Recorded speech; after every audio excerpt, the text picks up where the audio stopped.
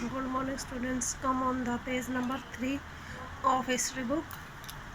Equally important is the fact that the science of cartography differed in the two periods. When historians read documents, maps and texts from the past, they have to be sensitive to the different historical background and the context in the which information about the past was produced.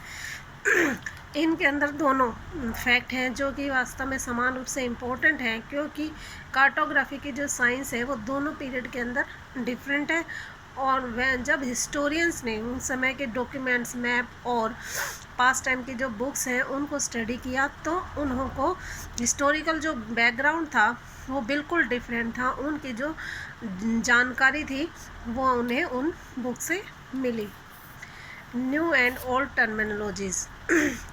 If the context in which the information is produced changes with time, what about language and meanings? Historical records exist in the variety of language which have changed considerably over the years. Medieval Persian, for example, is different from the modern Persian. The difference is not just with regard to grammar and vocabulary.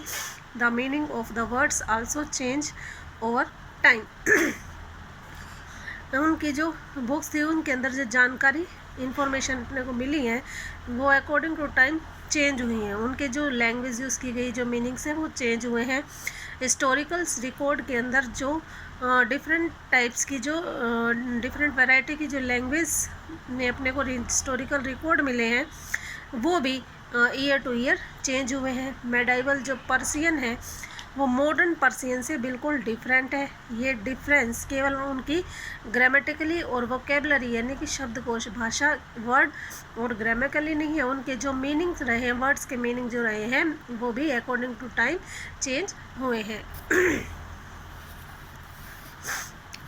Take the term Hindustan for example. Today we understand it as India, the modern nation state. When the term was used in the 13th century by the Minaz-e-Siraz, a chronicler who wrote in Persian, he meant the areas of Punjab, Haryana and the land between the Ganga and Yamuna. He used the term in a political sense for the land that were a part of the domination of the Delhi Sultans. The areas included in this term shifted with the extent of the Sultanate, but the term never included South India. By contrast, in the early 16th century, Babur used Hindustan to describe the geography, the fauna and the culture of the inhabitants of the subcontinent. As we will see later in the chapter, this was somewhat similar to the way the 14th century poet Amir Khusro used the word Hind, while the idea of the geographical and cultural entity like the India and did exist. Term Hindustan did not carry the political and national meaning which we associate with it today. अब हम modern और जो old terminologies है उनका example लेते हैं। For example Hindustan जिसे कि आज इंडिया कहा जाता है और ये एक मॉडर्न इंडियन नेशन स्टेट बना हुआ है। इसके अंदर जो टर्म यूज़ 13 सेंचुरीज में जो मिनाज-ए-सिराज जो कि पर्शियन क्रॉनिकलर था जिसने कि पर्शियन लैंग्वेज में लिखा था, उसके अकॉर्डिंग इसका मतलब हिंदुस्तान का मतलब का मीन था कि पंजाब के एरिया, वो लैंड जो गंगा और यमुना के बीच के जो एरिया हैं जिसमें कि पंजाब, हरियाणा का एरिया और उनकी लैंड्स आती है। और ये उस समय उसने यूज़ किया कि दिल्ली की सल्तनत के साम्राज्य काल के दौरान जो पॉलिटिकल रूप से इन लैंड को यूज़ करता था, यानी कि इन लैंड के लिए उन्होंने हिंदुस्तान यूज़ किया। और वो एरिया जो कि सल्तनत पीरियड के समय उनका जो विस्तार था वो चेंज हो गया था, तो इन्होंने इसको कभी भी साउथ इंडिया के अंदर इसको यूज़ नहीं किया था, शामिल नहीं किया था।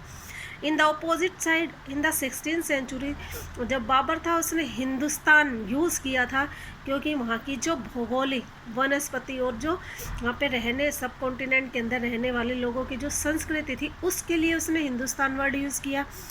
और उसके बाद हम देखते हैं कि जो 14th सेंचुरी में अमीर खुसरो था उसने हिंद वर्ड यूज़ किया इंडिया के लिए, जो कि उसका आइडिया था कि जो कि जोग्राफिकल और कल्चरल जो यूनिटी है इंडिया के अंदर वो लंबे समय तक रहने वाली है, इसलिए उसने पॉलिटिकल और नेशनल मीनिंग के रूप में हिंदुस्तान शब्द को नहीं लिया था, जो कि आज ये यूज़ किया जा रहा है।